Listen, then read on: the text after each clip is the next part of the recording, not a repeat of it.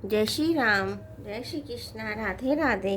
श्री जी channel में आप सभी श्रोताओं और सखियों का हार्दिक अभिनंदन है। कल हमने जाना था कि महाराज जनक अयोध्या के राजा दशरथ के यहाँ अपने दूतों को भेजते हैं कि वो जनकपुरी में पधारें। आगे चलते हैं। सुनऊ महीपति मुकुटमणि तुम समधन्य न को, राम लखन जिनके तनय विश्व विभूषण दो। दूतों ने कहा, हे राजाओं के मुकुटमणि, सुनिए, आपके समान धन्य और कोई नहीं है, जिनके राम लक्ष्मण जैसे पुत्र हैं, जो दोनों विश्व के विभूषण हैं। आपके पुत्र पूछने योग्य नहीं है। वे पुरुष से तीनों लोकों के प्रकाश स्वरूप है, जिनके यश के आगे चंद्रमा मलिन और प्रताप के आगे सूर्य शीतल लगता है। हे नाथ, उनके लिए आप कहते हैं कि उन्हें कैसे पहचाना? क्या सूर्य को हाथ में दीपक लेकर देखा जाता है? सीता जी के स्वयंवर में अनेकों राजा और एक से बढ़कर एक योद्धा एकत्र हुए थे, परंतु शिवजी के धनुष को कोई भी नहीं हटा सका। सारे बलवान वीर हार गए। तीनों लोकों में जो वीरता के अभिमानी थे, शिवजी के धनुष ने सबकी शक्ति तोड़ दी। बाणासुर, जो सुमेरु को भी उठा सकता था, वह भी हृदय में हार कर परिक्रमा करके चला गया, और जिसने खेल से ही कैलाश को उठा लिया था, वह रावण भी उस सभा में पराजय को प्राप्त हुआ। हे महाराज, सुनिए, वहाँ जहाँ ऐसे ऐसे योद्धा हार मान गए, रघुवंश मणि श्री रामचंद्र जी ने बिना ही प्रयास के शिवजी के धनुष को वैसे ही तोड़ डाला, जैसे हाथी कमल की डंडी को तोड़ डालता है। धनुष टूटने की बात सुनकर परशुराम जी क्रोध भरे आए और उन्होंने बहुत प्रकार से आंखें दिखलाई। अंत में उन्होंने भी श्री रामचंद्र जी का बल देखकर उन्हें अपना धनुष दे दिया और बहुत प्रकार से विनती करके वन को गमन किया। हे राजन, जैसे श्री रामचंद्र जी अतुलनीय बली है, वैसे ही तेज तितान फिर लक्ष्मण जी भी हैं, जिनके देखने मात्र से राजा लोग ऐसे कांप उठते थे जैसे हाथी सिंह के बच्चे के ताकने से कांप उठते हैं। हे देव, आपके दोनों बालकों को देखने के बाद अब आंखों के नीचे कोई आता ही नहीं, हमारी दृष्टि पर कोई चढ़ता ही नहीं। प्रेम, प्रताप और वीर रस में पगी हुई दूतों की वचन रचना सबको बहुत प्रिय लगी।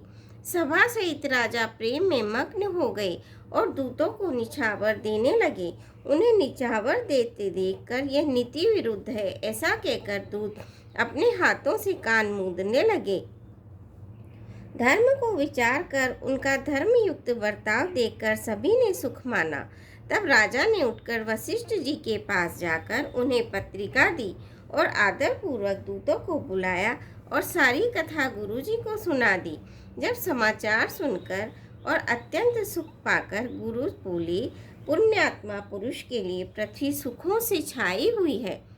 जैसे नदियाँ समुद्र में जाती है, यद्यपि समुद्र को नदी की कामना नहीं होती, वैसे ही सुख और संपत्ति बिना ही बुलाए स्वाभाविक ही धर्मात्मा पुरुष के पास जाती है। तुम जैसे गुरु, ब्राह्मण, गाय और देवता की सेवा करने वाले हो, वैसे ही पवित्र कौशल्या देवी भी है। तुम्हारे समान पुण्यात्मा जगत में न कोई हुआ है, न है और न होने का है। हे राजन, तुमसे अधिक पुण्य और किसका होगा, जिसके राम सरीखे पुत्र हैं और जिसके चारों बालक वीर, विनम्र, धर्म का व्रत धारण करने वाले और गुणों के सुंदर समुद्र हैं। तुम्हारे लिए सभी कालों में कल्याण है। अतएव डंका बजवाकर बारात सजाओ और जल्दी चलो। गुरुजी के ऐसे वचन सुनकर हे नाथ, बहुत अच्छा कहकर और सिर नवाकर तथा दूतों को डेरा दिलवाकर राजा महल में गए। राजा ने सारे रनिवास को बुलाकर जनक जी की पत्रिका बाँचकर सुनाई। सब समाचार सुनकर सब रानियां हर्ष से भर गई। राजा ने फिर दूसरी सब बातों का जो दूतों के मुख से सुनी थी वर्णन किया।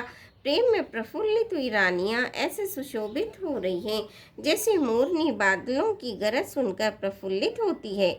बड़ी बूढ़ी अथवा गुरुओं की स्त्रियां प्रसन्न होकर आशीर्वाद दे रही हैं। माताएं अत्यंत आनंद में मग्न हैं। उस अत्यंत प्रिय पत्रिका को आपस में लेकर सब हृदय से लगाकर छाती शीतल करती हैं। राजाओं में श्रेष्ठ दशरथ जी ने श्री राम लक्ष्मण की कीर्ति और करनी का बारंबार वर्णन किया। यह सब मुनि की कृपा है, ऐसा कहकर वे बाहर चले गए। तब रानियों ने ब्राह्मणों को बुलाकर और आनंद सहित उन्हें दान दिए। श्रेष्ठ ब्राह्मण आशीर्वाद देते हुए चले। फिर भिक्षुकों को बुलाकर करोड़ों प्रकार की निछावरें उनको दी। चक्रवर्ती महाराज दशरथ चारों पुत्र चिरंजीवी हो, यूँ कहते हुए वे अनेक प्रकार के सुंदर वस्त्र पहन पहन कर चले। आनंदित होकर नगाड़े वालों ने जोर जोर से नगाड़ों पर चोट लगाई।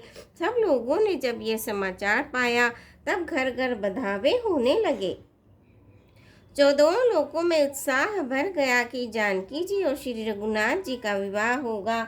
यह शुभ समाचार पाकर लोग प्रेम मग्न हो गए और रास्ते, घर तथा गलियां सजाने लगे। यद्यपि अयोध्या सदा सुहावनी है, क्योंकि वह श्री राम जी की मंगलमयी पवित्र पुरी है, तथापि प्रीति पर प्रीति होने से वह सुंदर मंगल रचना से सजाई गई। ध्वज, पताका, पर्दे और सुंदर चवरों से सारा बाजार बहुत ही अनूठा छाया हुआ है।